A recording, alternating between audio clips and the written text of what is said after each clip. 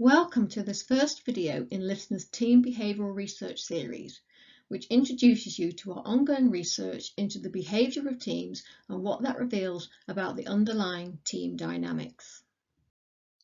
In this first video, we will place our research in context, describe the research process, and show you how we analyse how meetings are managed in terms of agenda and airtime. Video 2 focuses on how we measure psychological safety through behaviour. Video 3 is divided into two parts. Part A introduces different types of questions and Part B covers listening behaviours.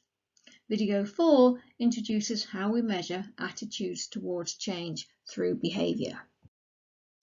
Let's begin by placing the research in context.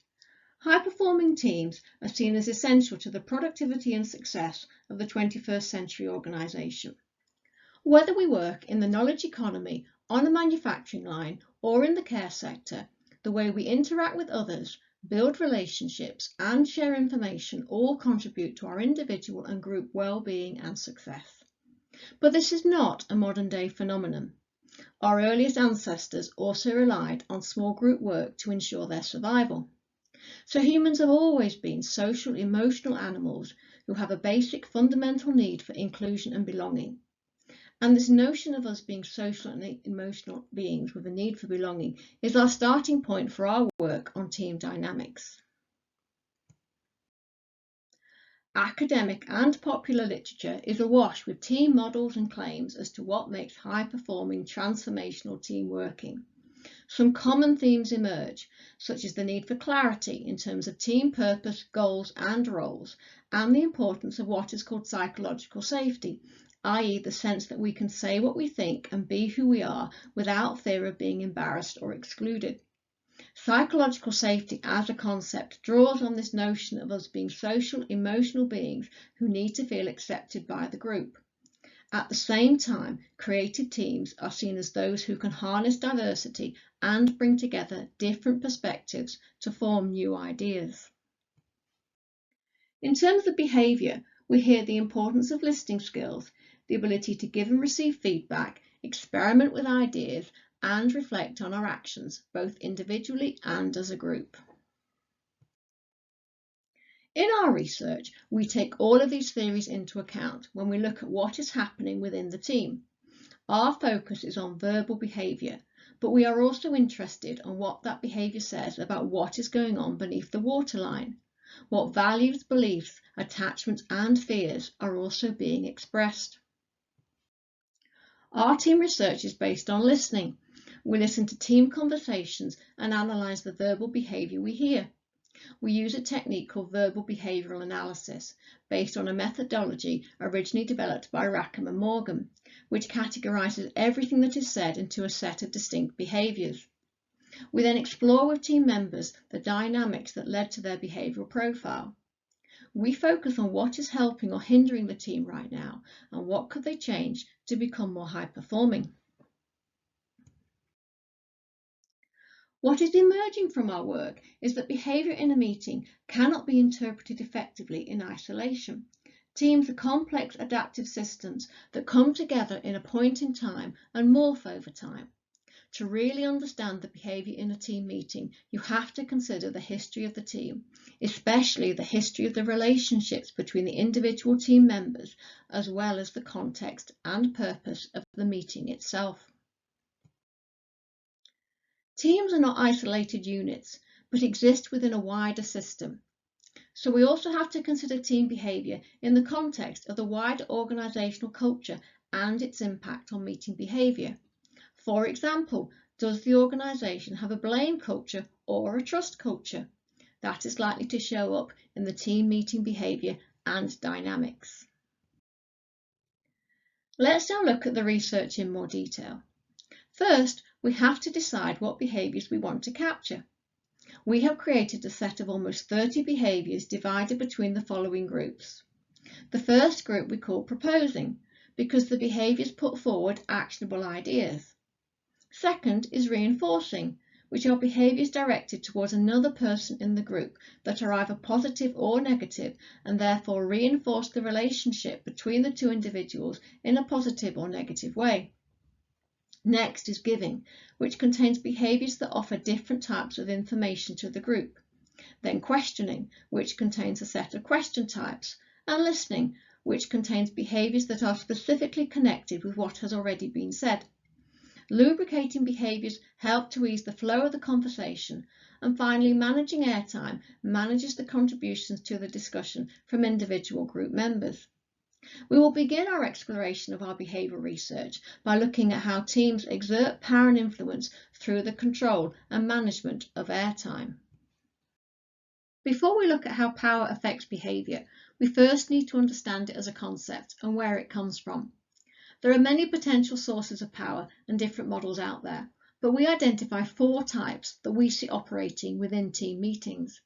2 of them are systemic, and that they come from the power ascribed to a role by the organisational system, and 2 are individual, and that they come from the qualities of the person fulfilling the role. Under systemic, we first have value power, which comes from how much the activities and outputs of the role are valued by the organisation. For example, in most corporate organisations, sales and marketing roles tend to attract the most value power because they are the ones bringing in the income. In a hospital setting, on the other hand, clinical roles may be valued the most. Under systemic, we also have authority power, which relates to the place the role has in the system, the degree of authority it has over others, and the mandate it has on what decisions it can and cannot make, which in effect set the role's power boundaries. So, in a traditional organisation, a director will have more authority power than someone on the front line. On the individual level, we have identity power, which is based on somebody's personality, age, gender, ethnicity, and length of tenure in the organisation. An individual's level of identity power will depend on the organisational culture. And finally, we have expertise power, which comes from a person's knowledge, skills, experience, and how good they are at their job. Let's now look at airtime. Here is a breakdown from a real team meeting where 2 people have substantially more of the airtime than others and one has much less. We could assume from this that the red and orange people were dominant in this team and had more power and influence, and the blue person had less. But is this true? We can look at power further through analysing the behaviours used to manage the airtime. Managing airtime is about either giving it up by offering it to somebody else or gaining it by taking it from somebody else. Giving it up can happen in 2 ways. First, usually the facilitator of the meeting will invite someone else who has not been talking to make a contribution. Secondly, we can have instances where 2 people have started to speak, one stops to allow the other to continue, but the winner then also stops and invites the loser to take the air. Being in a position to give away airtime suggests the person has power within the meeting. In this meeting, practically all the airtime is given away by the red person, which is mainly through inviting others to take part, so they are acting as a facilitator and using their power to encourage others to participate. When airtime is given, the person to whom it is offered has a choice. They can either accept the offer and start talking, or they can decline it. In this team, most of the airtime offered was aimed at and accepted by the 3 lowest contributors, so the red person is clearly trying to use their influence to achieve more airtime balance. We can also see that the blue person has on occasion declined to speak. So their low contribution level is not necessarily because they could not get airtime. It would appear that there is also a dynamic of how much they actually want to be heard and how successful the facilitator has been in engaging them in the meeting. The other way of gaining airtime is to interrupt someone else and take over, or, as illustrated previously, to win the battle when 2 or more people start talking at once, which frequently happens in online meetings. Each time somebody wins airtime, we also have a loser. Again, we could hypothesize that winners are exerting their power more than losers. The won and lost columns show who was taking airtime from who. We can see that of the 2 bigger contributors, the red person was giving up more airtime than they gained, but the orange person was taking time from others. We could surmise that the red person was trying to get people to contribute to the conversation, and the orange person was using their power to dominate. Of the smaller contributors, the green person was clearly not succeeding or not trying to take part in the conversation because they gave up more airtime than they gained. But our lowest blue contributor does show signs that when they want airtime, they will take it, because overall they won slightly more than they lost. And the yellow person also gained more than they lost. This analysis is supported when we look at the percentage of times the person gained airtime by fighting for it and winning. For example, if I speak 100 times in a conversation and on 10 of those occasions I fight for the airtime, then my won of behaviour is 10%. Here we can see that our yellow and blue people did grab airtime when they wanted to speak. Looking at this won of behaviour data in isolation, you might think that they were dominating the conversation, but the reality is that they had to work harder to get their voice heard. The orange person, on the other hand, does appear to be using their power to dominate. In contrast, the red person does not have to fight for their airtime at all, which reflects their position as facilitator and leader of the conversation. So red and orange are using their power in different ways. To add to this, we can also look at who made proposals for the meeting agenda. This graph shows that once again it was the red person. So they clearly took charge of facilitating and structuring the meeting. However, if only one person is making these types of proposal, this suggests that there is no shared agenda or goals for the meeting, which is not seen as a sign of effective teamwork. To summarise, in any conversation you will have dominant talkers and quieter ones. We can see how assertive people are in terms of airtime by looking at the balance of giving it up and gaining it, and who managed the contributions. In this team, the red and orange people appear the most powerful. Personal knowledge of the team suggests the red person had authority and expertise power. The orange person had some identity, expertise, and slightly more value power than the other team members. But the use of power and quantity of airtime does not shed any light on the quality of the contributions. That requires us to look at the behaviour balances between the 6 main behaviour groupings we introduced earlier. Here are behaviour balances for 3 different meetings with 3 different teams. As you can see, they vary, particularly in the percentage of reinforcing and proposing behaviours. Giving is generally the largest category, which reflects the amount of time people spent in meetings sharing information. We could ask how much of this giving is really necessary, and could meetings become more efficient and more focused if people restricted their giving behaviour? We can only answer this by analysing the type of information provided and whether people found the meeting useful in terms of what they learned.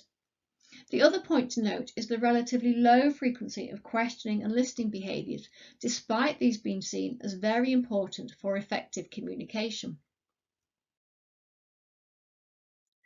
In any one meeting, different team members will have different profiles. Here we see the individual behaviour profiles from meeting 1. The most noticeable difference again between the 3 individuals is in the percentage of reinforcing behaviour. Person 2 has more than twice the level of reinforcing as person 1. And person 3 is doing slightly more proposing, whilst person 1 is doing more giving and the least questioning and listening. One final point is that airtime and behaviour balance will depend on the context of the meeting and the roles that different individuals play. We have already seen how a facilitator has a different behaviour profile to others. If somebody was taking the role of presenting information, then you would expect a profile that was high on giving. If the team was problem solving, then you might expect more ideas. People who are there to gain information are more likely to use questioning and listening behaviours. And the topic of the meeting will also have influence. A lot depends on how emotionally engaged people are with the content of the conversation. High emotional engagement leads to a different level and type of contribution than low engagement. This is the end of video 1. In video 2, we will explore reinforcing behaviour and how it connects with psychological safety in more detail. For now, we will leave you with these questions about airtime and agenda. And if you are interested in taking part in our team behaviour research, then please get in touch with one of us.